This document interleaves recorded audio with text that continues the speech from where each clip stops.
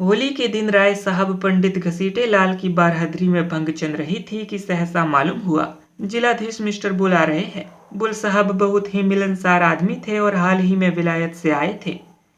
भारतीय रीति नीति के जिज्ञासु थे। बहुत मेले ठेलों में जाते थे। शायद इस विषय पर कोई बड़ी किताब लिख रहे थे। उनकी खबर पाते ही यहाँ बड़ी खलबली मच गई। सबके सब नंग धड़ंग मूसर चंद बने भंग चान रहे थे। कौन जानता था कि इस वक्त साहब आएंगे। फुर से भागे, कोई ऊपर जा छिपा, कोई घर में भागा। पर बेचारे राय साहब जहाँ के तहाँ निश्चल बैठे रह गए। आधा घंटे में आप कांख कर उठते थे और घंटे भर में एक कदम रखते थे। इस भगदड़ में कैसे भागते। जब देखा कि अब प्राण बचने का कोई उपाय नहीं है तो ऐसा मुंह बना लिया मानो वह जानबूझकर इस स्वदेशी ठाठ से साहब का स्वागत करने को बैठे हैं। साहब ने बरामदे में आते ही कहा, हेलो राय साहब, आज तो आपका होली है।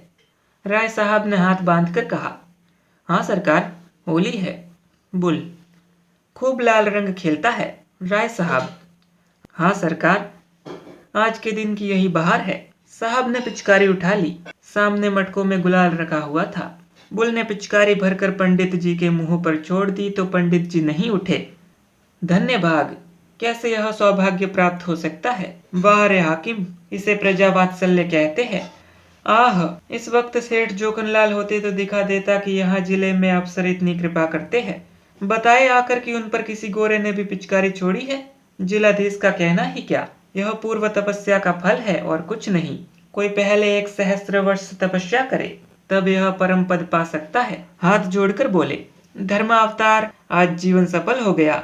जब सरकार ने होली खेली है तो मुझे भी हुक्म मिले कि अपने हृदय की अभिलाषा पूरी कर लूं। यह कहकर राय साहब ने गुलाल का एक टीका साहब के माथे पर लगा दिया। बुल, इस बड़े बर्तन में क्या रखा है राय साहब। राय, सरकार, यह भंग है, बहुत विधि पूर्वक बनाई गई है हुजूर। बुल, इसके पीने से क्या होगा। राय, हुजूर की आंखें खुल जाएगी, बड़ी विलक्षण वस्तु है सरकार। बुल, हम भी पिएगा। राय साहब को जान पड़ा मानो स्वर्ग के द्वार खुल गए हैं और वह पुष्पक विमान पर बैठे ऊपर उड़े चले जा रहे हैं। गिलास तो साहब को देना उचित न था, पर कुल्हड़ में देते संकोच होता था।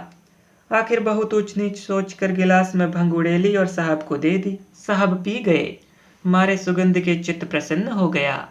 आप सुन रहे थे मुंशी प्रेमचंद रचित यह भी नशा वह भी नशा लघु कथा के पहले भाग का वाचन। धन्यवाद।